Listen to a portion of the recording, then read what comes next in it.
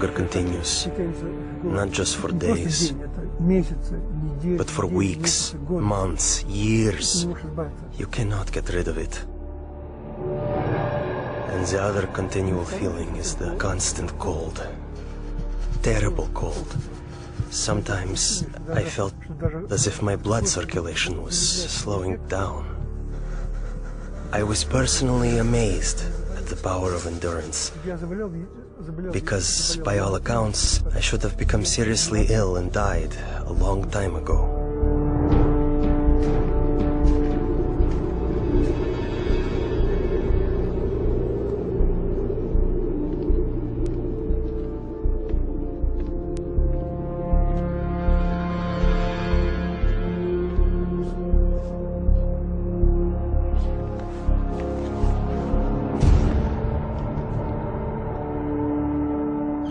One night, I was thrown into a cell with a broken window. The KGB was determined to do an experiment and freeze me.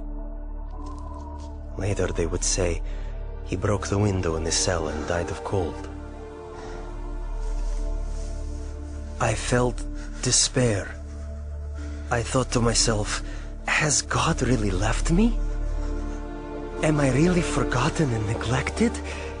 Have my years of suffering been in vain?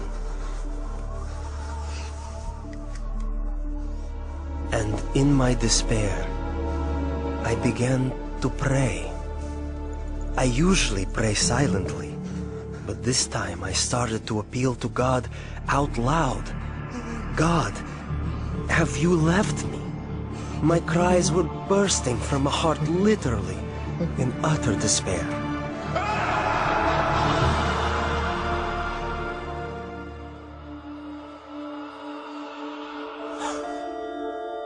One night I had a dream. In my dream, I was told to pray for Alexander. I had no idea who Alexander was. But I told my church, and we began to pray for him.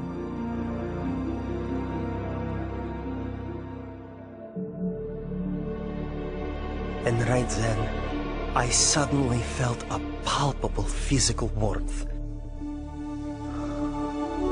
Not the kind that comes from a heater, but like when a mother draws her freezing child to her breast and warms him with her tearful breath of compassion.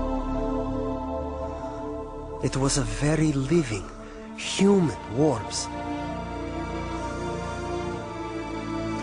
It penetrates you as if piercing you to the heart. And inside your heart, a spring opens up, out of which flows peace. A wonderful, magnificent, soothing peace.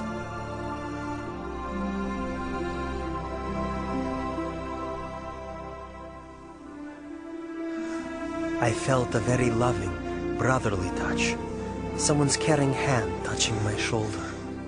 I actually felt it. And this gesture represented the words, "You are not alone. You are not abandoned. We are with you. We are sharing your suffering." This warmth was the energy God gave me to feel physically the heat of prayer with my own skin, my own being. As if the prayers converted the energy of love into the energy of warmth.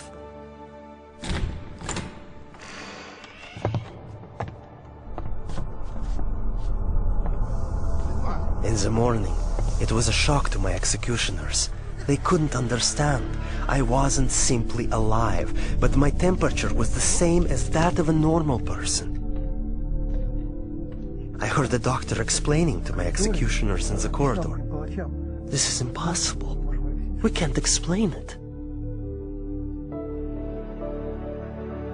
About 6 months later, we received a letter from Open Doors to pray for Alexander.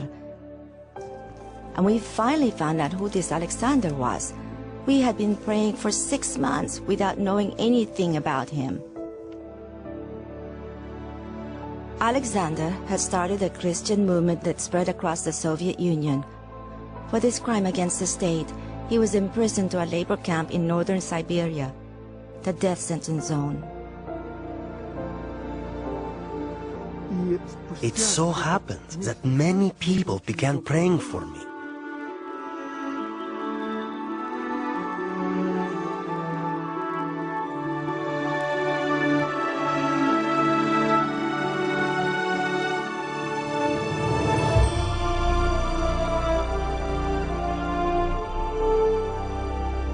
And that was exactly when they released me.